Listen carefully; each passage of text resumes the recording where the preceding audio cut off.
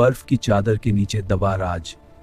उत्तराखंड के चमोली जिले में नंदा देवी पल से लगभग बायोस्फीयर रिजर्व के भीतर एक समुद्र चंद्राकार झील स्थित है, रूपकुंड।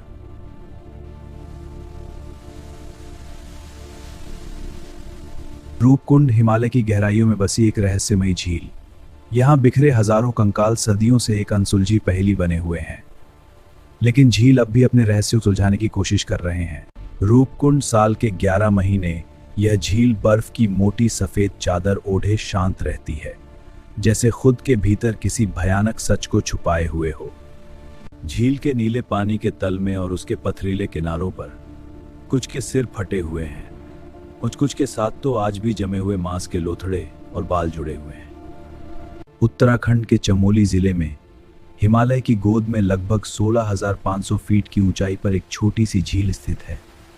साल के जब गर्मियों में बर्फ से ढकी रहती है। साल 1942 में एक फॉरेस्ट रेंजर माधवन हरिकिशन इस ऊंचाई पर गश्त कर रहे थे।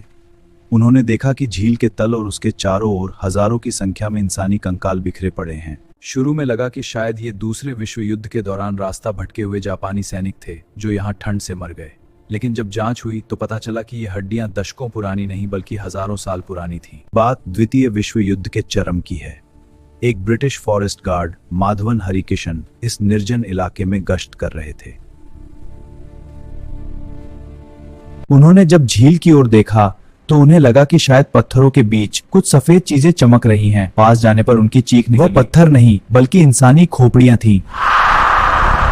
ब्रिटिश सरकार को शुरू में लगा कि यह जापानी सेना की कोई टुकड़ी थी जो भारत पर हमला करने के लिए हिमालय के रास्ते आ रही थी और बर्फीले तूफान में फंसकर मर गई। वे तो सदियों पुराने थे।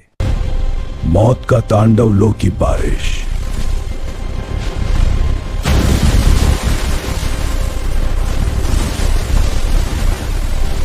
दशकों तक वैज्ञानिक इस उलझन में रहे कि इतने सारे लोग एक साथ इस ऊंचाई पर क्या कर रहे थे और उनकी मौत का कारण क्या था। न तो वहां कोई हथियार मिले, न ही किसी बीमारी के लक्षण। वैज्ञानिकों ने जब इन हड्डियों का डीएनए टेस्ट और कार्बन डेटिंग की तो चौंकाने वाले तथ्य सामने आए। यहाँ लगभग 600 से 800 लोगों के अवशेष मिले थे। सबसे अजीब बात यह थी कि लगभग सभी खोपड़ियों के पीछे एक जैसा फ्रैक्चर था, जैसे किसी ने ऊपर से किसी गोल और भारी चीज से उन पर हमला किया हो। वहां न तो किसी युद्ध के हथियार मिले, न ही भूस्खलन के संकेत। तो फिर इतने लोग एक साथ कैसे मरे? सबसे चौंकाने वाला खुलासा तब हुआ जब खोपड़ियों का अध्ययन किया गया। हर खोपड़ी के ऊपर एक गहरा गोल छेद था। ऐसा लग रहा था जैसे किसी ने ऊपर से उन पर वार किया हो। 2004 के एक अध्ययन में यह निष्कर्ष निकाला गया कि ये लोग किसी युद्ध या महामारी से नहीं बल्कि आसमानी आफत से मरे थे। हाँ बाबा, हम सब आपके पीछे हैं। प्रभु की कृपा से हम पहुंच जाएंगे। हर हर महादेव, बोलो जय श्री राम।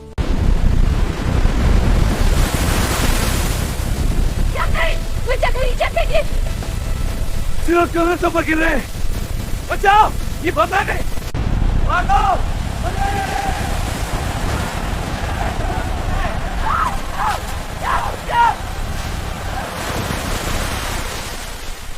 माता नंदा देवी का श्राप आज भी ग्रामीणों के मन में गहराई से बसा है।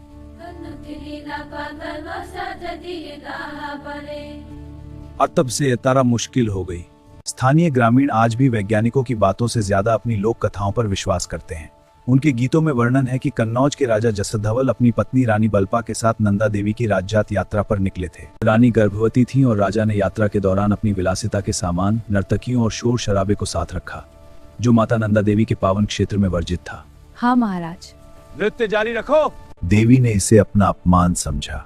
स्थानीय गीत कहते हैं, माता ने क्रोध में आकर बादलों को आदेश दिया कि वे ओले नहीं बल्कि लोहे के गोले बरसाएं। कहा जाता है कि रानी बल्पा ने वहीं एक बातर नचोनिया में बच्चे को जन्म दिया और उसी क्षण पूरी मंडली पत्थर की बन गई या ओलों की मार से खत्म हो गई। आधुनिक विज्ञान का नया मोड़। 2019 का शोध बताता है कि यह खोज तकनीक और समझ को बेहतर कर परिस्थिति को भविष्य के लिए यह नया मोड़ विज्ञान के महत्वपूर्ण मोड़ साबित होंगे। जब दुनिया को लगा कि ओलों वाली थ्योरी ने रहस्य सुलझा दिया है, तभी 2019 में एक अंतर्राष्ट्रीय शोध ने सबको हिलाकर रख दिया। 5 सालों तक चले डीएनए टेस्ट से पता चला कि यहां मरने वाले लोग एक ही समय के नहीं थे। यहाँ मरने वाले लोग एक ही समय के नहीं थे। यहां मरने वाले लोग एक ही समय के नहीं थे। यहाँ मरने वाले लोग एक ही समय के नहीं थे। हड्डियों के एक समूह और दूसरे समूह के बीच 1000 साल का अंतर है।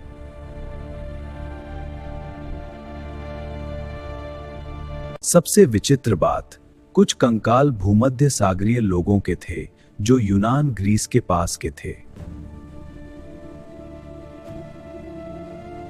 18वीं शताब्दी में यूनान से आए लोग हिमालय की इस चोटी पर क्या कर रहे थे? हमें उस झील तक पहुंचना होगा। क्या वे भी किसी अनजाने रास्ते से यहां पहुंचकर उसी श्रापित झील का शिकार हो गए? सवाल आज भी वही है, आखिर हजारों मील दूर यूनान से आए लोग हिमालय की इस दुर्गम चोटी पर क्या कर रहे थे? और क्या वे भी उसी रहस्यमयी तरीके से मरे जैसे सदियों पहले के भारतीय तीर्थयात्री? वातावरण का सन्नाटा। आज भी जब आप रूपकुंड के किनारे खड़े होते हैं तो बर्फीली हवाओं के बीच एक अजीब सी शांति महसूस होती है। झील के साफ पानी में आज भी कहीं कहीं इंसानी मांस के टुकड़े जो ठंड की वजह से सुरक्षित रह गए, बाल और पुराने जूते मिल जाते हैं। यह जगह इस बात का सबूत है कि प्रकृति के पास आज भी ऐसे कई राज दफन हैं जिनका जवाब आधुनिक विज्ञान के पास भी नहीं है। यह एक अनसुलझी पहेली है। इसके रहस्यों को सुलझाने का प्रयास जारी है, लेकिन निष्कर्ष अभी भी अस्पष्ट है। निष्कर्ष एक अनसुलझी पहेली। आज भी रूपकुंड जाने वाले ट्रैकर्स बताते हैं कि चांदनी रात में जब हवाएं तेज चलती हैं तो उन हड्डियों के बीच से गुजरने वाली हवा ऐसी आवाज करती है जैसे कोई रो रहा हो। रूपकुंड केवल एक झील नहीं है। विज्ञान ने हड्डियों की उम्र तो बता दी, लेकिन उस आखिरी मंजर का खौफ आज भी उन्हीं बर्फीले सन्नाटों में दफन है।